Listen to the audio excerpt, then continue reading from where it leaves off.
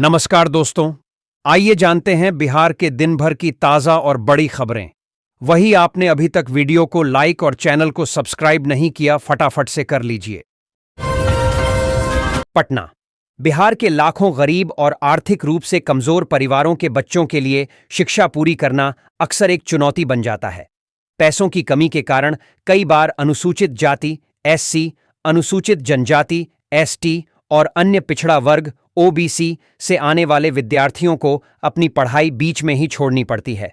ऐसे में सरकार ने उनकी मदद के लिए एससी एसटी ओबीसी स्कॉलरशिप 2025 योजना शुरू की है, जिसके तहत योग्य छात्रों को 48,000 रुपये तक की छात्रवृत्ति दी जा रही है।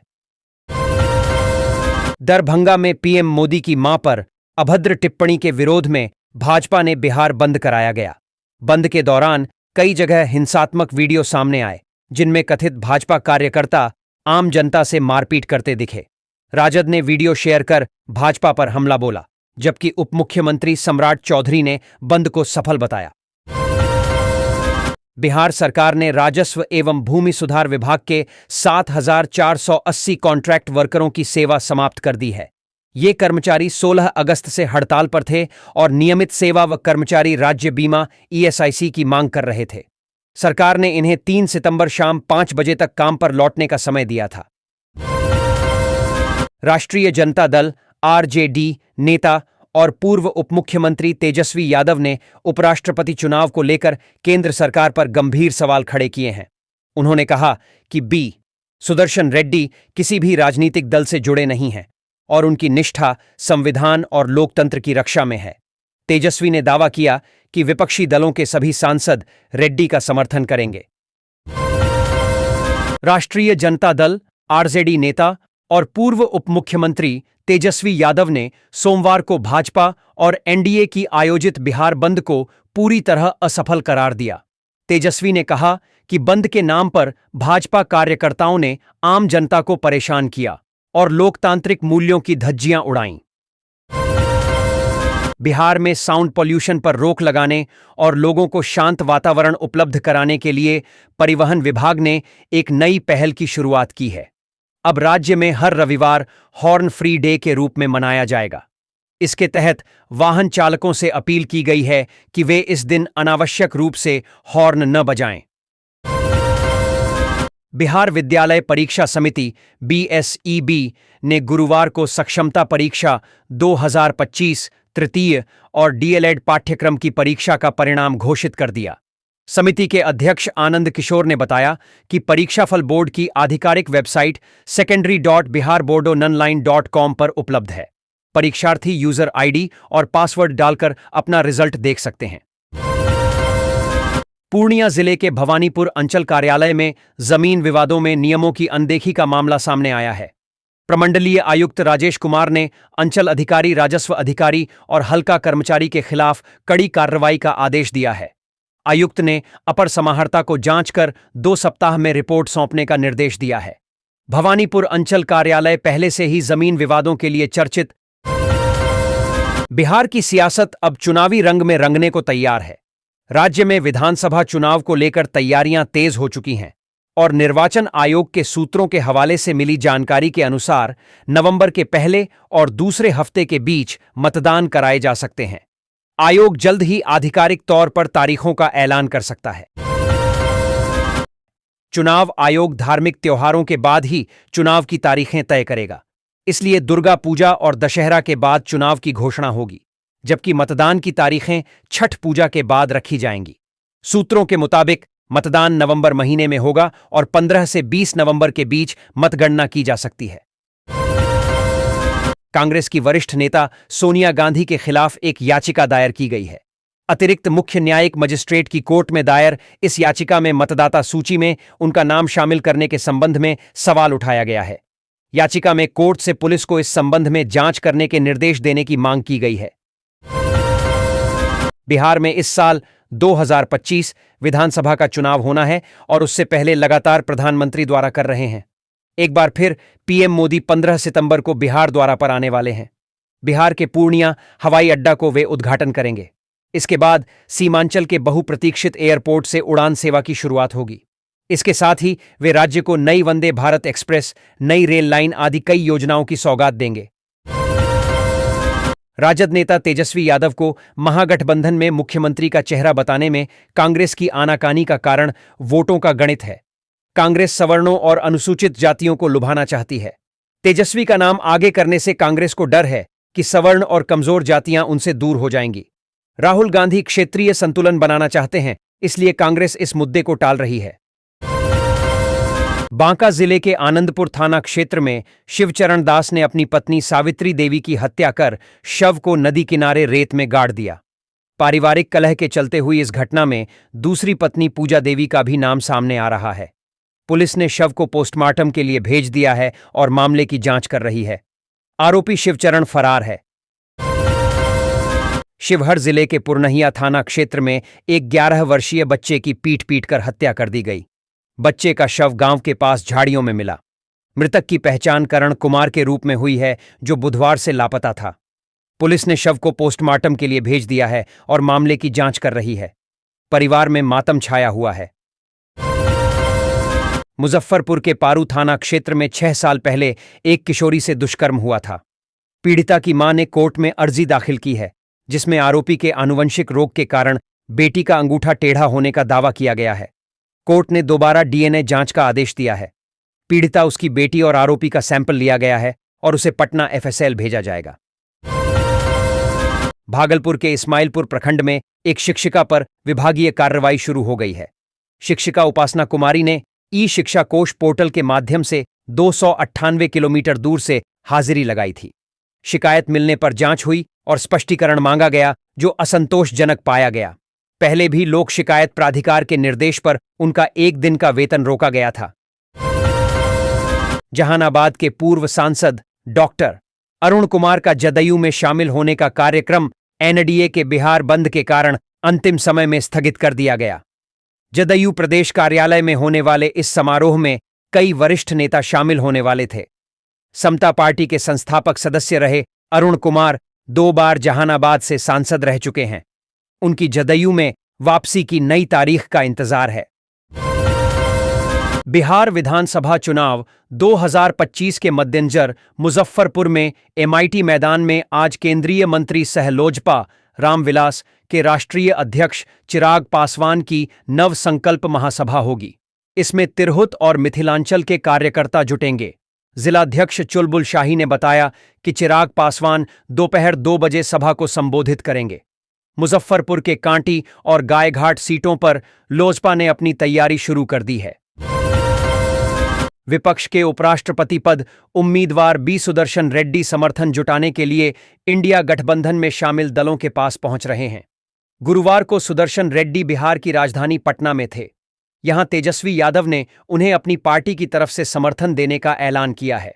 इस दौरान उन्होंने कहा कि बी सुदर्शन रेड्डी राम मनोहर लोहिया के अनुयायी हैं। इससे बढ़िया बात और क्या हो सकती है। पटना हाईकोर्ट ने रोहतास जिले के बुढ़वल गांव हत्याकांड में बड़ा फैसला सुनाया है।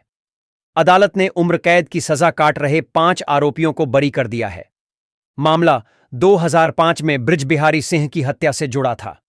अदालत ने साक्ष्यों के अभाव में आरोपियों को रिहा करने का आदेश दिया।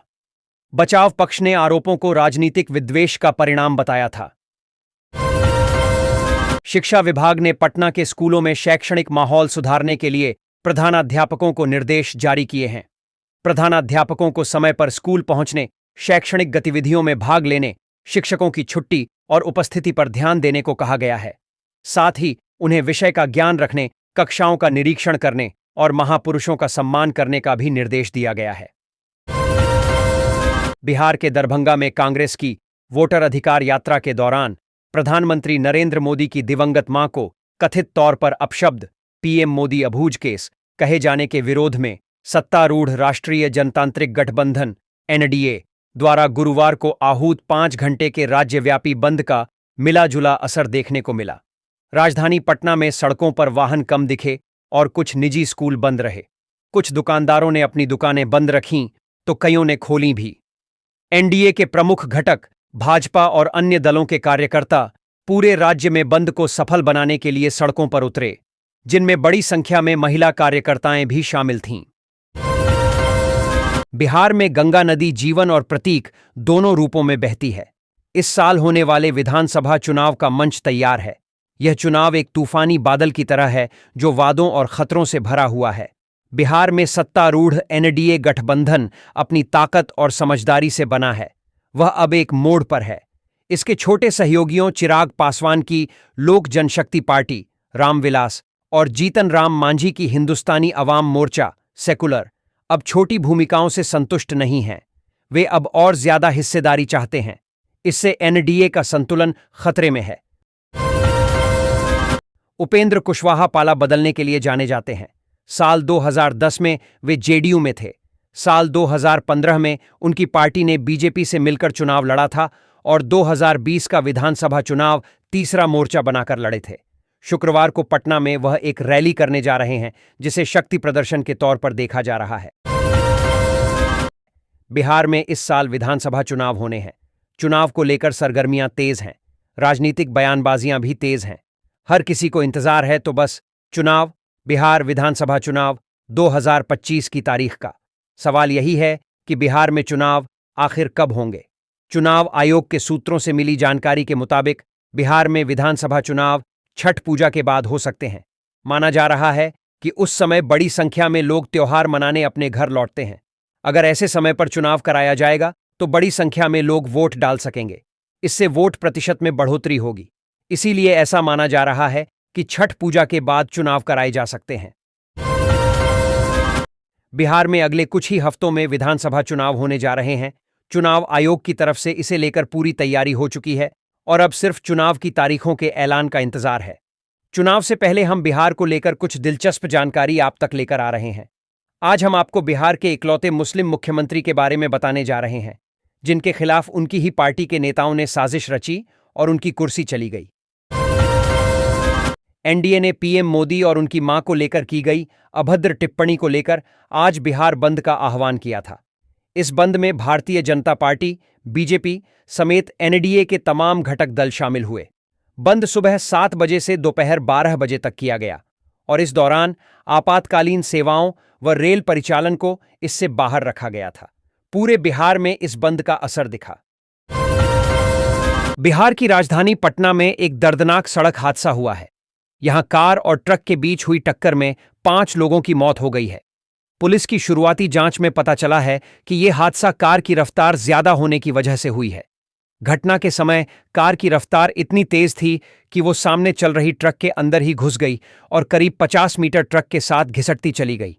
पुलिस के अनुसार घटना में जिन लोगों की मौत हुई उनकी पहचान राजेश कुमार, कमल किशोर, सुनील कुमार, मितिन और प्रकाश चौरसिया के रूप में की गई है। पीएम मोदी और उनकी मां को लेकर की गई अभद्र टिप्पणी का मामला अब बिहार में सियासी भूचाल लेकर आया है। इस मुद्दे पर बीजेपी और एनडीए के तमाम घटक दल कांग्रेस और राजद पर हमलावर दिख रहे हैं। इस मुद्दे को लेकर एनडीए ने आज बिहार बंद बुलाया है। इस बंद में एनडीए के सभी दल शामिल होंगे। एनडीए की तरफ से बुलाया गया ये बंद सुबह 7 बजे से 12 बजे तक चलेगा।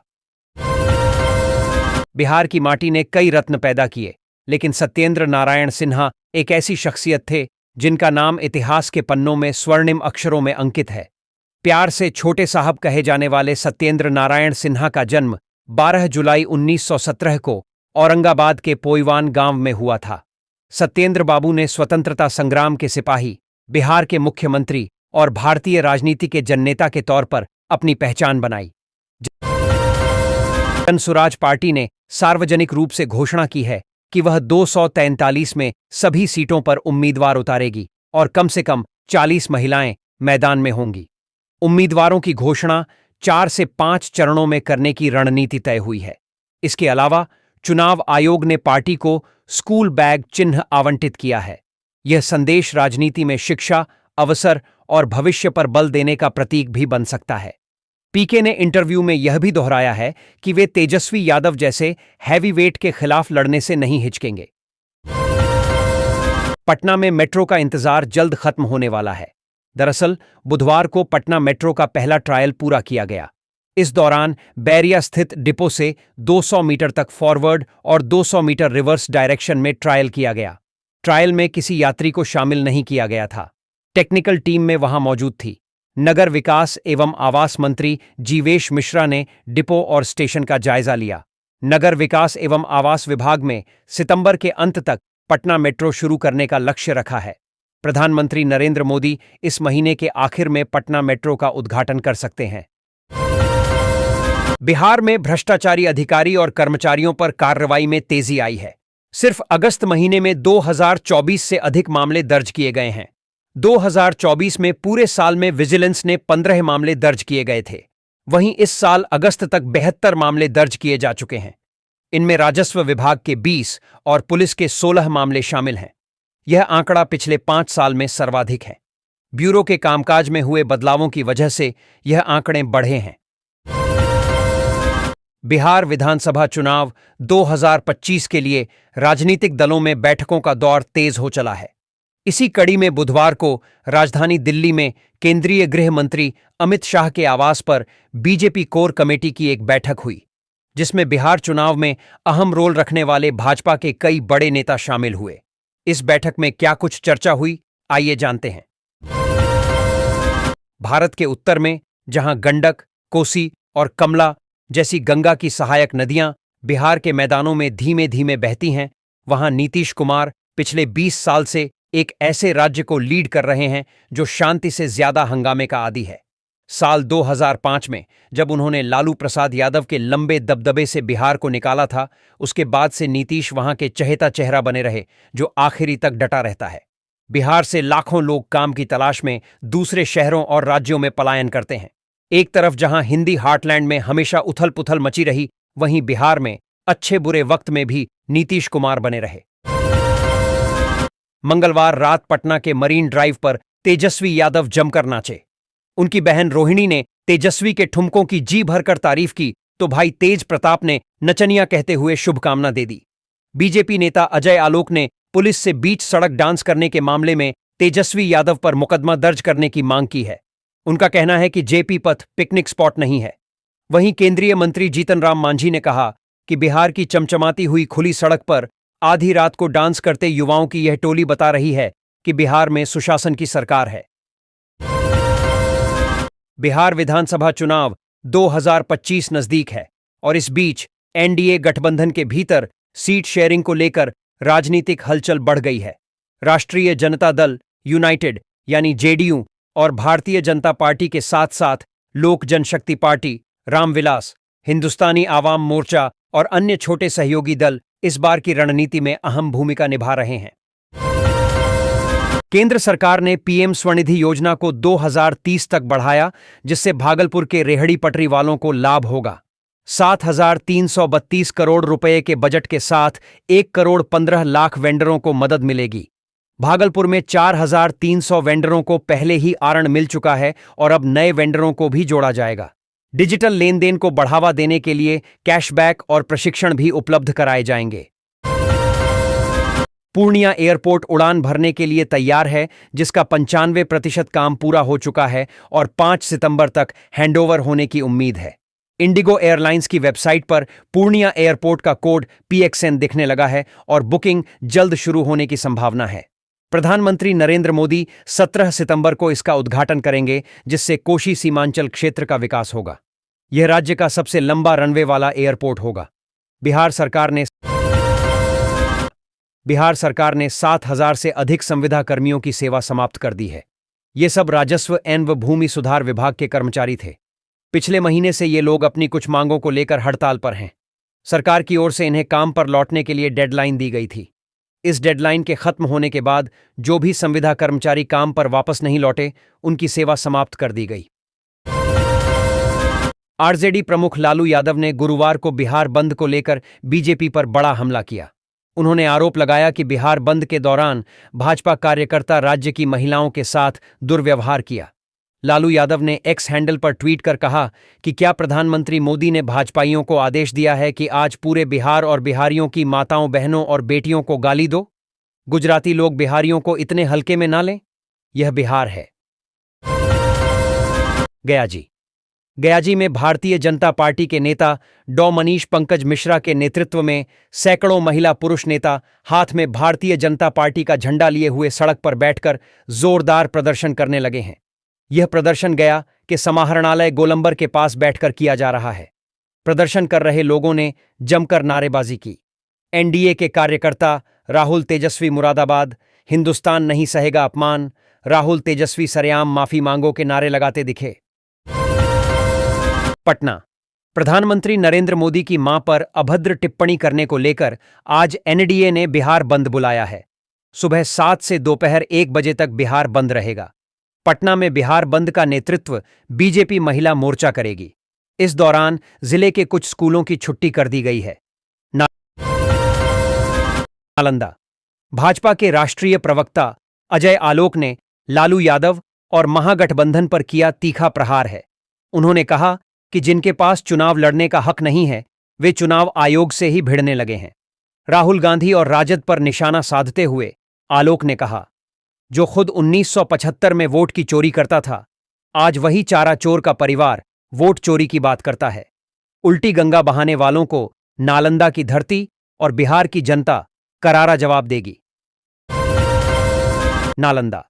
बिहार शरीफ के टाउन हॉल में बुधवार को आयोजित दलित, महादलित, अति पिछड़ा हिंदू मुस्लिम एकता सम्मेलन में राजद के प्रधान महासचिव और पूर्व मंत्री अब्दुल बारी सिद्दीकी ने केंद्र की राजनीति पर तीखा हमला बोला। सिद्दीकी ने कहा कि आज कुछ राजनीतिक दल समाज में नफरत और घृणा फैलाकर चुनावी फायदा उठाना चाहते हैं। उन्होंने स्पष्ट शब्दों में कहा, देश की मजबूती नफरत और बांटने की राजनीति से नहीं, बल्कि आपसी भाईचारे और एकता से होगी। उन्होंने जोर देते हुए कहा कि संविधान की रक्षा करना और उसे मजबूत बनाना हर भारतीय का दायित्व है। अररिया। अररिया के फारबिसगंज की रहने वाली महिला के कश्मीर में मजदूरी कर रहे पति से सुबह में फोन पर किसी बात को लेकर बहस हुई। बहस के बाद महिला घर से अपने 3 छोटे बच्चों को लेकर निकल गई। फिर महिला ने बच्चों के साथ खुदकुशी की कोशिश की। कटिहार जोगबनी रेलखंड में फारबिसगंज सुभाष चौक स्थित रेलवे गुमटी संख्या केजे 65 के पास महिला ने अपने 3 बच्चों के साथ ट्रेन के आगे कूदकर खुदकुशी का प्रयास किया। महिला के दोनों पैर ट्रेन से कट गए, जबकि उनके बच्चों को चोट लगने से वे घायल हो गए। मुजफ्फरपुर। मुजफ्फरपुर जिले के सकरा विधानसभा क्षेत्र में बुधवार को एनडीए कार्यकर्ता सम्मेलन का आयोजन किया गया। सम्मेलन में बड़ी संख्या में कार्यकर्ता शामिल हुए और क्षेत्रीय राजनीतिक गतिविधियों को लेकर उत्साह देखा गया। सम्मेलन में मुख्य अतिथि के तौर पर शामिल पूर्व उप मुख्यमंत्री तार किशोर प्रसाद ने केंद्र और राज्य सरकार की उपलब्धियों को गिनाया। साथ ही आगामी विधानसभा चुनाव को लेकर बूथ स्तर तक संगठन को मजबूत करने का आह्वान किया गया। नेताओं ने कहा कि सकरा विधानसभा क्षेत्र में एनडीए की जीत सुनिश्चित करने के लिए सभी कार्यकर्ताओं को एकजुट होकर कार्य करना होगा। गोल्ड सिल्वर रेट 4 सितंबर 2025। अनंत चतुर्दशी से पहले सोना या चांदी खरीदने के लिए बाजार जाने का प्लान बना रहे हैं तो पहले गुरुवार का ताजा भाव जान लीजिए। आज सोने के दाम में 110 रुपये प्रति 10 ग्राम की गिरावट आई है और चांदी की कीमतों में कोई बदलाव नहीं आया है। 4 सितंबर को 22 कैरेट सोने के दाम गोल्ड रेट टुडे 89,124 कैरेट का भाव 1,07,010 और 18 ग्राम सोने का रेट 80,270 रुपये पर ट्रेंड कर रहे हैं। वहीं 1 किलो चांदी का रेट सिल्वर रेट टुडे 1,27,000 रुपये चल रहा है। आइए जानते हैं आपके शहर का 18, 22 और 24 कैरेट सोने का भाव